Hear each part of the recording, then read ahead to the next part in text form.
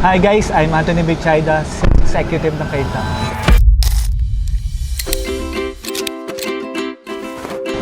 Sa ngayon pupunta tayo sa client. Meron tayong bibisitahin na kliyente na bumili na sa atin before. At ito yung pag-setup ng kanilang automation. Come on, let's go! Sakay ka na!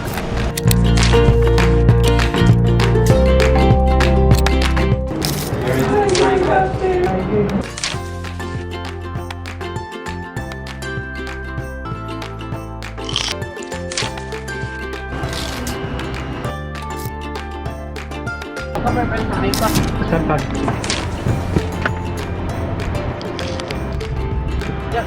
Sir, yung sa yung sa na-send sa akin yesterday about yung sa part number, approve na tayo, no? Wala mo, wala tayo.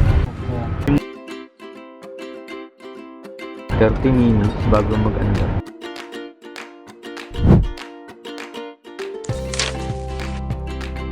Ba't hindi tayo pumasok? Alam ko sa kabila. Dito na tayo. Hindi lang natin pasundo tayo.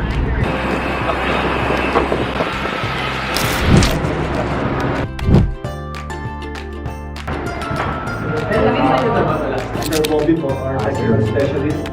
This is our role, so yung people na nandyan sa akin. So ngayon, pagpapatuloy din natin, request natin kayo about doon sa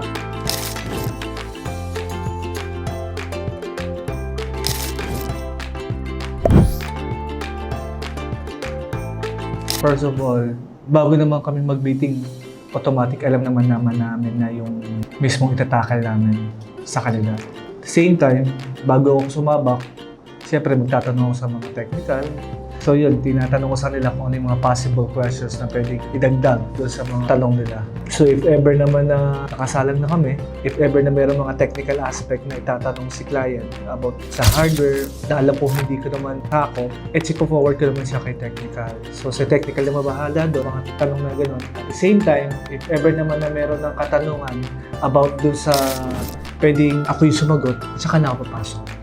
Take po natin yung the first row is a header containing two things.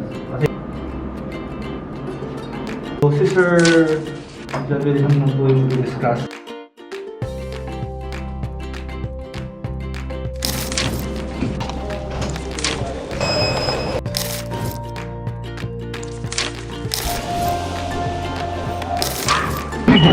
Ha? Ang dami tao. Disco tayo. Kaya naman yan.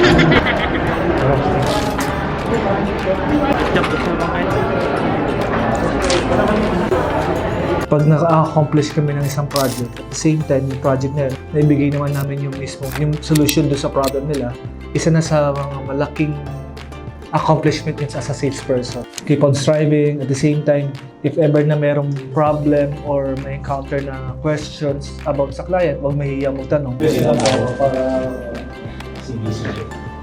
So, thank you sir, thank you na kayo mababa. Thank you sa photo. Po.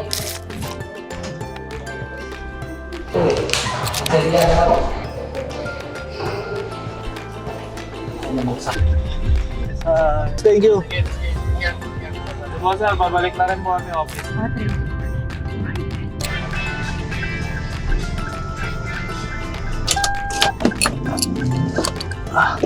So paano? Dito na tayo. Kararating lang natin. Natapos din yung a day in my life ko. So, asukisuhin ko naman yung my love of my life. Bye!